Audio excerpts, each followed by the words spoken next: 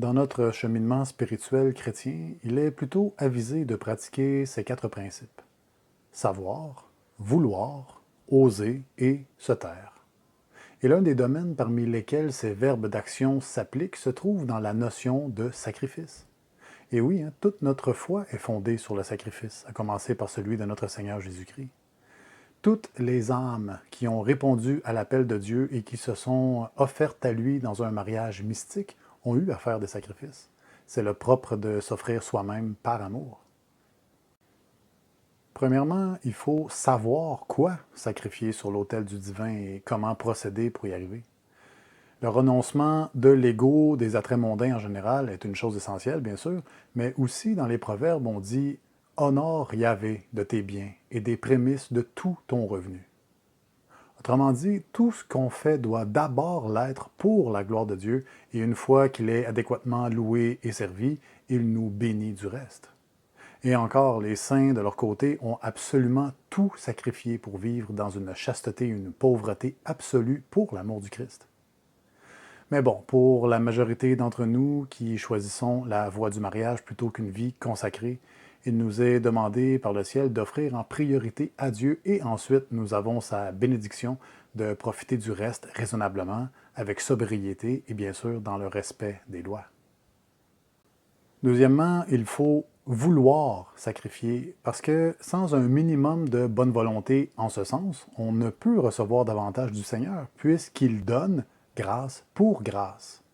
En fait, Dieu nous donne ses grâces, nous en bénéficions, nous produisons par celles-ci des actions et, en retour, il nous donne encore davantage, conformément à la parole de Jésus, car celui qui a, on lui donnera et il aura du surplus.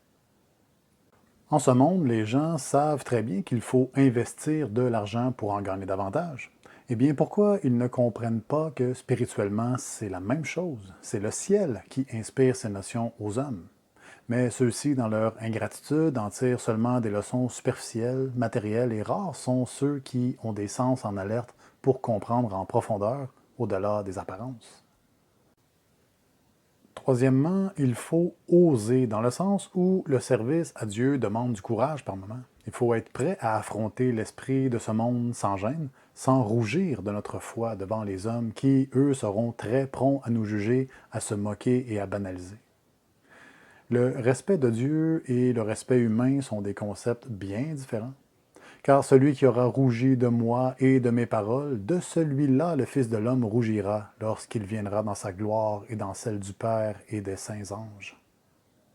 À titre d'exemple, craignez-vous de citer l'Évangile quand ça serait approprié de le faire, de mentionner Jésus-Christ auprès des mondains ou de parler ouvertement de vos valeurs chrétiennes dans une culture qui, on s'entend, ne respecte plus rien de sacré?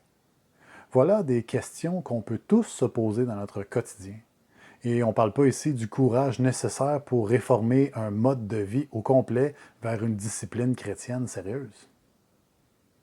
Et finalement, il faut savoir se taire dans le sens de rester humble, de ne pas se faire une gloire de nos exercices de piété, de nos sacrifices et de nos actions de grâce. Ne pas vouloir paraître juste, sage et véridique devant nos frères et sœurs pour avoir leur estime, leur considération, parce qu'autrement, on s'invalide nous-mêmes devant Dieu. Vous savez, Dieu connaît parfaitement notre cœur. Il est impossible de le tromper. Nous n'avons pas à plaire aux hommes, rechercher leur approbation. Nous n'avons strictement rien à leur prouver. L'époux de l'âme, c'est le Christ, et c'est à lui seul que va notre fidélité. Ce qu'il préfère de son aimé, sa brebis, c'est sa modestie, sa pudeur, sa réserve. Oui, parce que la beauté de l'âme, lui seul veut la contempler, à lui seul son intimité. Ainsi, il faut se taire à la face du monde, y être tout petit, presque insignifiant, et se contenter de servir, éviter les louanges, la reconnaissance et la gloire humaine. Gardons bien ceci en tête, mes très chers frères et sœurs. Ce sont des principes très importants. Savoir, vouloir, oser se taire, ça se dit pratiquement comme une devise. Et notre amour du Seigneur ne fera que grandir de plus en plus. Soyez tous bénis.